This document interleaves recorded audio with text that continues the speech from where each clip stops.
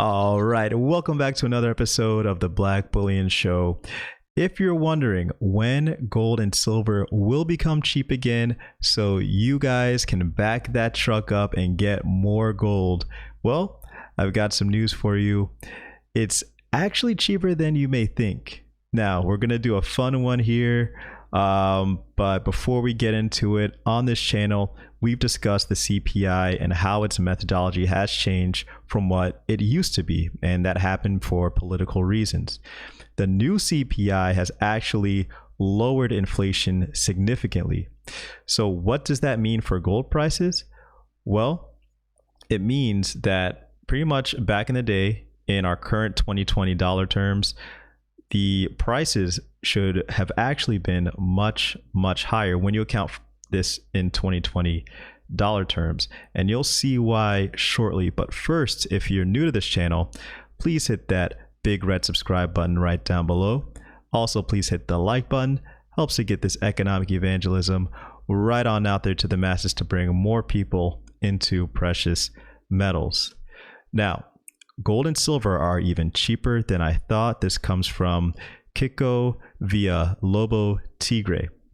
Now, I want to preface this article in saying that the author and I both acknowledge how crazy these numbers will look to you when you see them.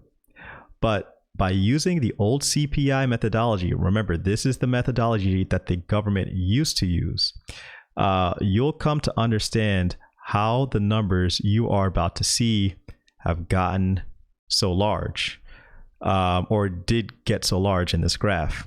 So let's start. I recently wrote that in real terms, gold and silver have yet to reach new highs. I've also written that in the most real terms, gold and silver stocks are still cheap. In adjusting for inflation in this analysis, I used official BLS inflation numbers. Can't say I was cherry picking the data to make my case look good that way, but I question the validity of all the games the BLS has played with its stats. If you're as skeptical as I am about this, you must be wondering how things look truly and fully adjusted for inflation. Unfortunately, even the best estimates for that are just estimates, so we may actually never know.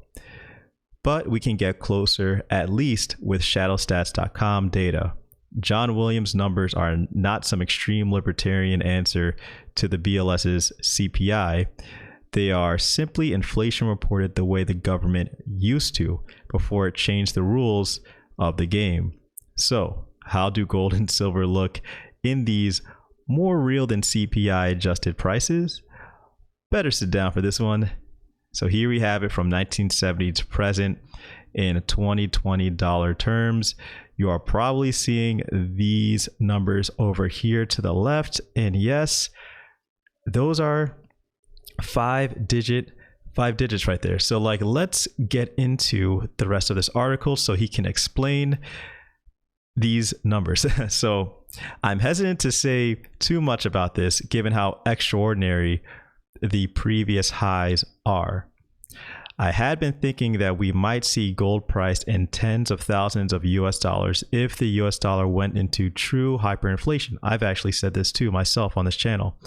But according to the way the BLS used to calculate inflation, gold reached about $50,000 in 2020 dollars back in 1980. Silver almost hit $3,000 again in 2020 dollars. The mind balks. But let's say gold and silver never revisit those lofty peaks. What are their average prices since Nixon took the US dollar off the gold standard in 1971, freeing the price of gold? Well, in the almost 50 years since then, adjusted via ShadowStats data, they are average price of gold in 2020 dollars would be $9,612.04. For silver, that will be $238.88. I'm pretty sure that if I were to set these as my price targets for gold and silver, lots of people will conclude that I've taken to wearing tinfoil hats. Let's just call this a thought experiment.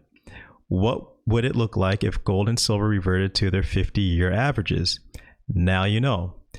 What would it look like if gold and silver went to real all-time highs? Gives meaning to the phrase "to the moon." My mind still balks. I'm not going to use any of these numbers as targets or projections, but now when people ask me if gold and silver have gotten pricey, my answer is a clear no, not in real terms. Now, this obviously flies in the face of other articles and economists who say, pretty much the opposite.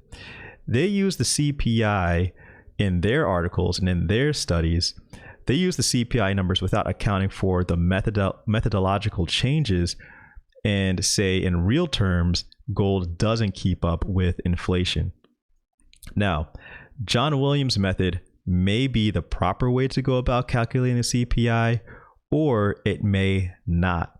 But what's important here, the key important thing about this, in my opinion, is what he did was at the very least stick with just one methodology. He didn't change, or he didn't use the CPI and didn't account for the change in the methodology. So when you do that, you can accurately and fairly compare price changes from year to year. So you have a little bit more of a firm foundation in what you are looking at. So guys, does this make you want to run to the nearest local coin shop and scoop up as much gold as possible now that you know that gold and silver are actually cheaper than what you may have originally thought? If so, let me know in the comment section below. Also, just got to say, I just created a new Black Bullion Facebook page. If you are interested and you're on Facebook, go into the link in my description, click that, and click like on the page. I'll be posting there as well. All right, guys, thanks again. It's Black Bullion.